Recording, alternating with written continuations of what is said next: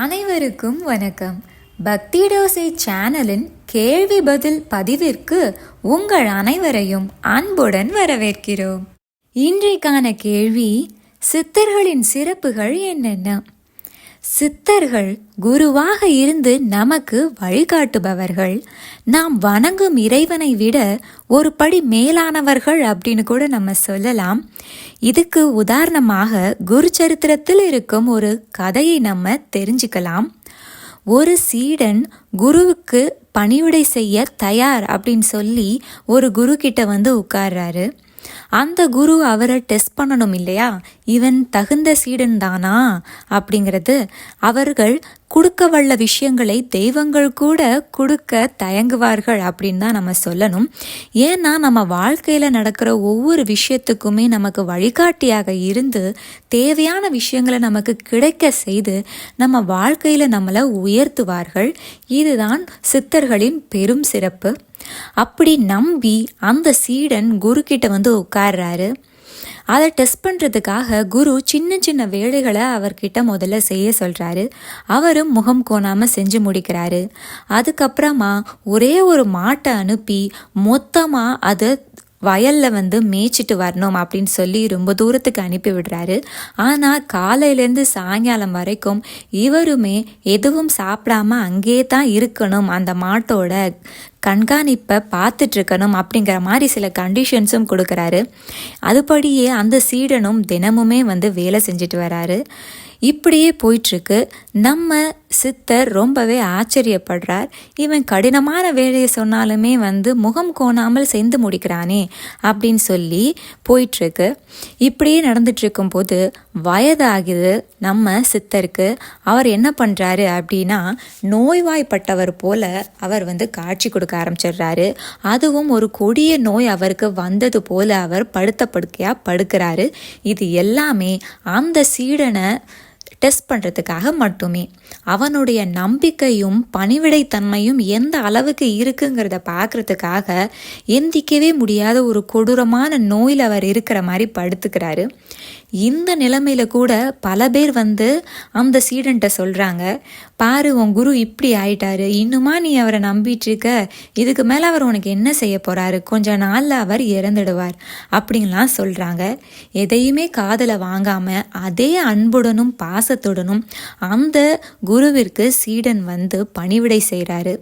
இதை பார்த்து நம்ம சித்தர் ரொம்பவே ஆச்சரியப்படுறார். சரி, இவனுக்கு இன்னொரு பரீட்சை வைக்கலாம் அப்படின்னு அவர் யோசிச்சுட்டு இருக்கும்போது மேலேருந்து பார்த்த மகாவிஷ்ணு ரொம்பவே மனம் வந்து சந்தோஷப்பட்டு, ஆஹா, இப்படி ஒரு நிலைமையிலையும் நம்பிக்கையும் பாசமும் மாறாமல் பணிவிடை செய்யும் ஒரு சீடனா அப்படின்னு சொல்லி அந்த சீடனை பார்க்க ஓடோடி வராரு.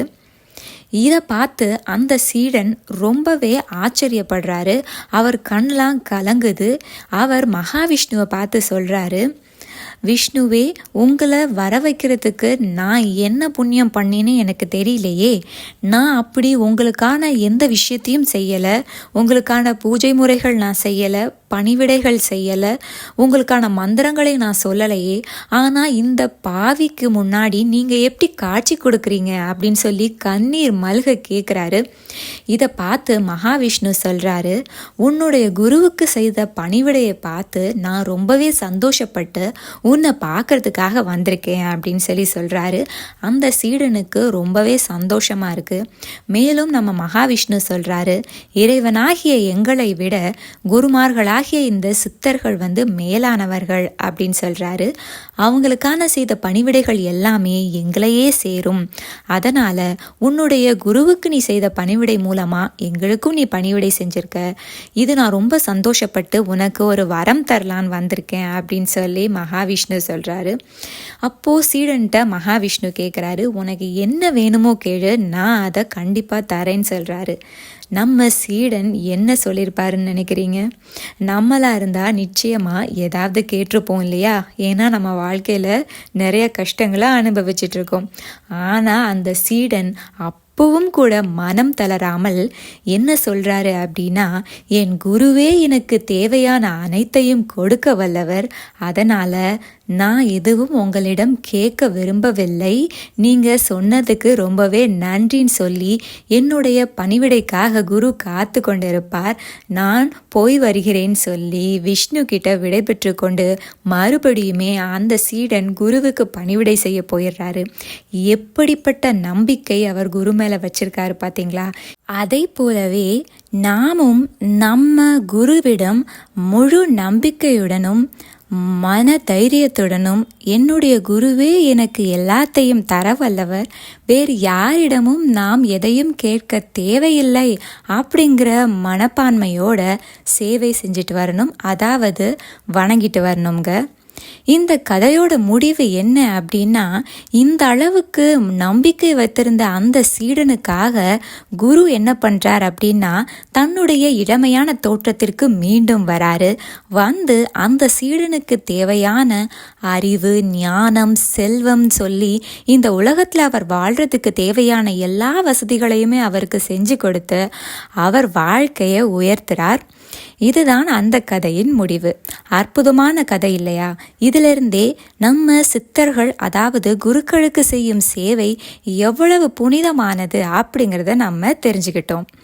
இன்னொரு விஷயம் நம்ம அடிக்கடி கேள்விப்பட்டிருப்போம், மாதா பிதா குரு தெய்வம் அப்படிங்கிற வாக்கியத்தை நம்ம கேள்விப்பட்டிருப்போம் இல்லையா?